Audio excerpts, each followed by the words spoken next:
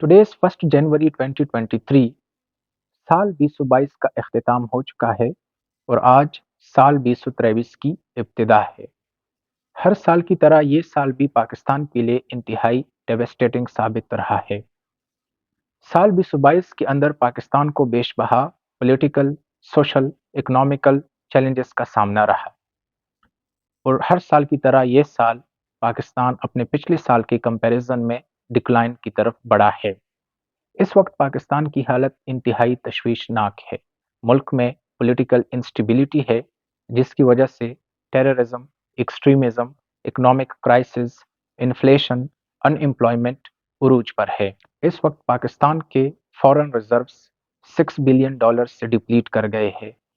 मुल्क में 25% से ज़्यादा महंगाई है और अनएम्प्लॉयमेंट रेट 6% से तजावज़ कर गया है। पाकिस्तान इस वक्त इकोनॉमिक डिफ़ॉल्ट के बिल्कुल किनारे पे खड़ा है। तो हम कह सकते हैं कि इस वक्त पाकिस्तान की हालत इंतहाई अलार्मिंग है। पाकिस्तान इस वक्त हर किस्म के पॉलिटिकल, सोशल, इकोनॉमिकल, टेक्नोलॉजिकल और एजुकेशनल क्राइसिस का शिकार है। आज के इस सीरीज ऑफ वीडियो लेक्चर्स में हम ये जानने और समझने की कोशिश करेंगे कि क्या वजह है कि पाकिस्तान 75 सालों में डेवलप नहीं हो सका और क्या वजह है कि हर साल पाकिस्तान अपने पिछले साल के कंपैरिजन में डिक्लाइन का शिकार रहता है। इन वीडियो लेक्चर्स में हम ये जानने और समझने की कोशिश करेंगे कि इस वक्त पाकिस्तान के जो भी मसाइल है, क्या ये आज के पैदा करदा है या इनका ताल्लुक हमारी तारीख से मिलता है। ये जो मसाइल है, इनकी ओरिजिन कब, कैसे और कहाँ हुई है, इनका रेफरेंस पॉइंट कहाँ से आता है। हम ये देखने की कोशिश करेंगे कि पाकिस्तान की तारीख हमें क्या बताती है। क्या ऐसा तो नहीं है कि पाकिस्तान वही मिस्टेक्स दोबारा से रिपीट कर रही है, जिसकी वजह से रिजल्ट वही आ रहा है जो पिछले कई सालों से, कई डेकेड्स से आ रहा था। इन वीडियोस में हम यही जानने की कोशिश करेंगे कि क्या पाकिस्तान के प्रेजेंट करंट सिचुएशन का पाकिस्तान के हिस्ट्री के साथ कोई रिलेशनशिप बनता है, और हम ये समझने की कोशिश करेंगे कि पाकिस्तान की हिस्ट्री के अंदर जो डेवलपमेंट्स हुई है, जो मेजर इवेंट्स हुए हैं, उनका पाकिस्तान की मौजूदा करंट सिचुएशन के साथ क्या कोरिलेशन है और इन दोनों के बीच में कैसा रबत है। क्योंकि लोग कहते हैं कि हिस्ट्री रिपीट्स इटसेल्फ, तो क्या वाकई में ऐसा ही है? क्या पाकिस्तान के अंदर हिस्ट्री अपने आप को दोहरा रही है?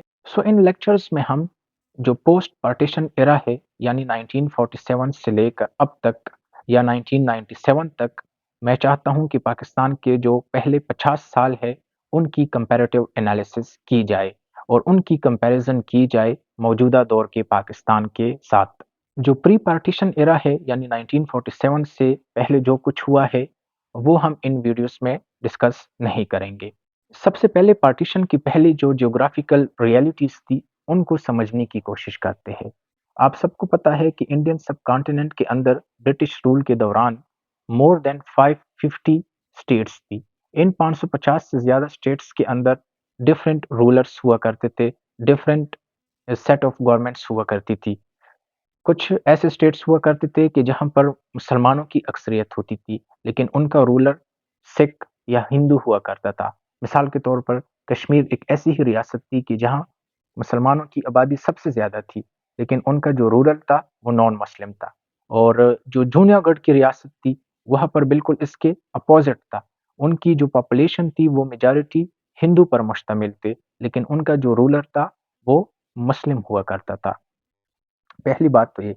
दूसरी बात ये है कि 1930s के बाद से जब all India Muslim league including M A जिन्ना ने ये स्टांस अपनाया कि जो मुस्लिम पॉपुलेटेड प्रोविंसेस है, कि जिनमें पंजाब, बलूचिस्तान, सिंध और असम, बंगाल और NWFP शामिल थे, तो जिन्ना साहब का ये मानना था कि इन 6 सूबों को इकट्ठा किया जाए और इनसे एक अलग रियासत बनाई जाए।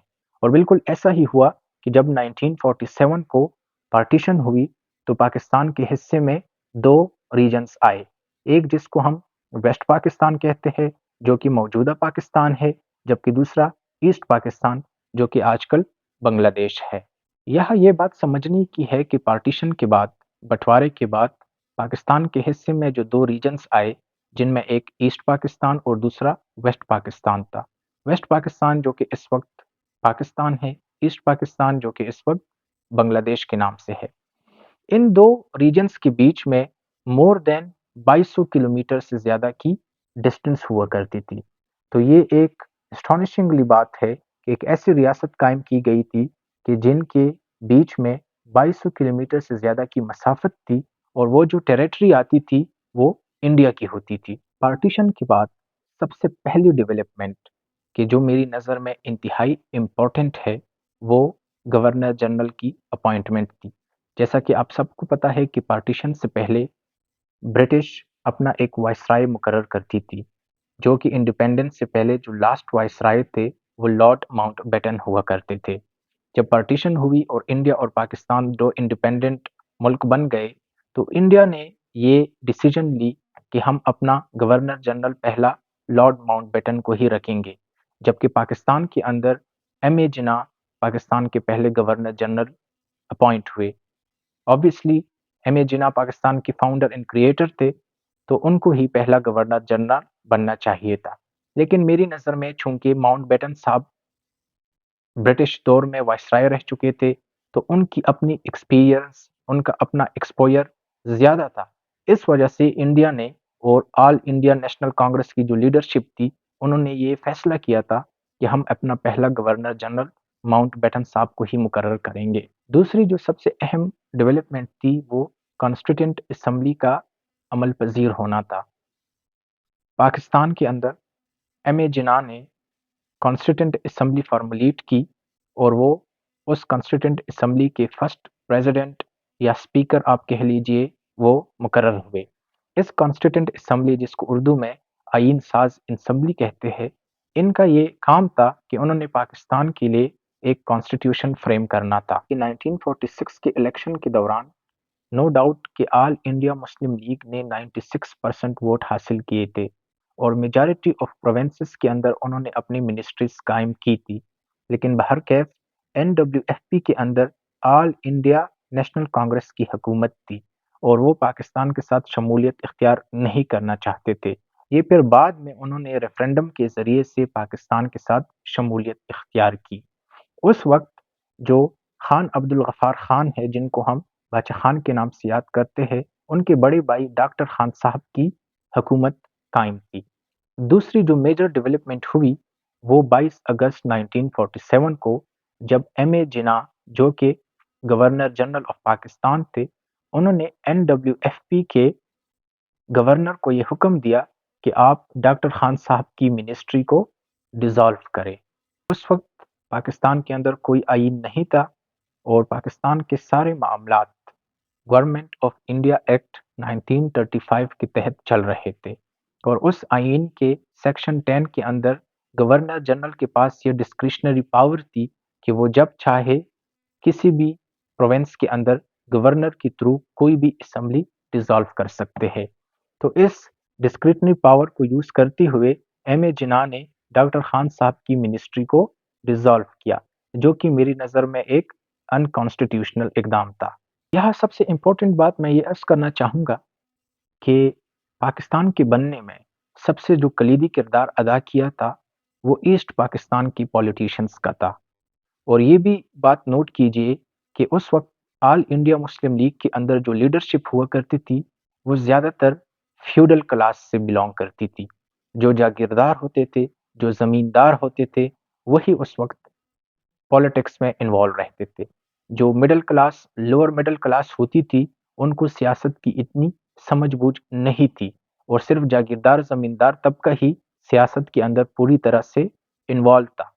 اور یہ جو بڑے بڑے پولیٹیشنز تھے آل انڈیا مسلم لیگ کے، یہ سارے ہی تقریباً جاگیردار زمیندار فیملی سے تعلق رکھتے تھے۔ اگر ہم ایسٹ پاکستان کو دو حصوں میں تقسیم کریں تو ایک ایسٹ بنگال اور دوسرا ویسٹ بنگال۔ جو میجارٹی لیڈرشپ تھی آل انڈیا مسلم لیگ کی، یا جو رولنگ کلاس تھی، ان کا تعلق ویسٹ بنگال سے تھا، جبکہ جو میجر پاپولیشن تھی ایسٹ پاکستان کی وہ ایسٹ بنگال کے اندر کانسٹیٹینٹ تھی۔ لیکن ایسٹ بنگال انتہائی بیکورڈ ہوا کرتا تھا، وہاں کے لوگ انتہائی غریب اور پسماندہ گھرانوں سے تعلق رکھتے تھے۔ تیسری جو سب سے اہم ڈیولپمنٹ ہے وہ ایم اے جناح کی وہ اسپیچ کہ جب 1947 کو وہ ڈھاکہ تشریف لے گئے اور وہاں انہوں نے ڈھاکہ کے لوگوں سے خطاب کیا اور عرض کیا کہ پاکستان کی نیشنل لینگویج اردو ہوگی، جس کے بعد بنگال کے لوگوں کے اندر ایک تشویش کی لہر دوڑی، کیونکہ وہ اردو سے واقفیت نہیں رکھتے تھے، وہ بنگالی بولتے تھے۔ اس وجہ سے یہ بات کہ پاکستان کی قومی زبان اردو ہوگی، یہ بات ان کے لیے انتہائی سٹرینج ثابت ہوئی، اور یہ پہلی ڈیولپمنٹ تھی جس کے نتیجے میں ایسٹ پاکستان کے لوگوں کے اندر ایک اجنبیت کی فضا قائم ہوئی، اور یہی وجہ ہے کہ پھر اس کے بعد حسین شہید سہروردی نے مسلم لیگ سے سپریشن اختیار کی، اور انہوں نے اپنی پولیٹیکل پارٹی، جس کو انہوں نے پھر بعد میں نام دیا عوامی لیگ، کی بنیاد رکھی۔ 1946 کی جو الیکشن ہوئے تھے اور ان کے نتیجے میں جو منسٹریز اور وزارتیں قائم کی گئی تھی، جو کیبنٹ قائم کیا گیا تھا، وہی کیبنٹ بنا رہا، اور نوابزادہ لیاقت علی خان صاحب کو پاکستان کا پہلا وزیر اعظم منتخب کیا گیا۔ یہاں تک سب کچھ ٹھیک چل رہا تھا، لیکن پھر ایک میجر اور انپریسیڈنٹڈ ڈیولپمنٹ وہ سپٹمبر 1948 کو محمد علی جناح صاحب کی وفات ثابت ہوئی۔ آپ کو پتہ ہے کہ جناح صاحب کو چیسٹ کی انفیکشن ہوئی، جس کے بعد وہ زیارت تشریف لے گئے اور وہاں پر ان کی طبیعت مزید ناساز ہوئی، اور بالآخر سپٹمبر 1948 کو وہ رحلت فرما گئے۔ انفارچونیٹلی جناح صاحب پاکستان کے بننے کے صرف 13 مہینوں بعد ہی اس دنیا سے رحلت فرما گئے، تو یہ ڈیولپمنٹ پاکستان کے لیے انتہائی پینفل ثابت رہی۔ اس کے بعد خواجہ ناظم الدین، جو کہ اس وقت ایسٹ پاکستان کے اندر ایسٹ بنگال کے چیف منسٹر تھے، انہوں نے اپنے آفس سے ریزائن کیا اور وہ پاکستان کے دوسرے گورنر جنرل اپوائنٹ ہوئے۔ جناح صاحب کے بعد دو عہدے خالی ہوئے، ایک گورنر جنرل کا عہدہ جو کہ خواجہ ناظم الدین نے فل کیا، جبکہ دوسرا عہدہ speaker of the constituent assembly کا تھا۔ تو جناح صاحب کے بعد مولوی تمیز الدین خان صاحب سیکنڈ اسپیکر اور president of the constituent assembly مقرر ہوئے۔ ابھی تک آئین بنا نہیں ہے، یہ بات آپ نے نوٹ کرنی ہے، اور وہی گورنمنٹ آف انڈیا 1935 ایکٹ کے تحت ہی سب کچھ چل رہا ہے۔ پرائم منسٹر لیاقت علی خان صاحب ایک کیرسمیٹک پرسنالٹی تھے، اور ایسٹ پاکستانیوں کے نظر میں وہ ایک نیوٹرل پی ایم کے طور پر کام کر رہے تھے، اور اس کی سب سے بڑی وجہ یہ تھی کہ وہ ایسے کسی صوبے سے بلونگ نہیں کرتے تھے جو کہ اس وقت ایسٹ پاکستان یا ویسٹ پاکستان کا حصہ تھا۔ پرائم منسٹر لیاقت علی خان کے دور میں سب سے جو میجر ڈیولپمنٹ ثابت ہوئی، وہ مارچ 1949 کو آبجیکٹیو ریزولوشن کا پاس ہونا تھا۔ آبجیکٹیو ریزولوشن، جس کو اردو میں ہم قرارداد مقاصد کہتے ہیں، یہ ایک امپورٹنٹ ڈاکومنٹ تھی۔ وہ اس لیے کہ اس ڈاکومنٹ میں پاکستان کے بننے کا مقصد واضح تھا، اور یہ بات عرض تھی کہ پاکستان ہم نے کیوں حاصل کیا ہے، اور اس پاکستان کو ہم نے آگے کیسے چلانا ہے، اور یہی وجہ ہے کہ پھر اس آبجیکٹیو ریزولوشن کو 1956 اور 1962 کے کانسٹیٹیوشن کے اندر ایز اے پریمبل شامل کیا گیا۔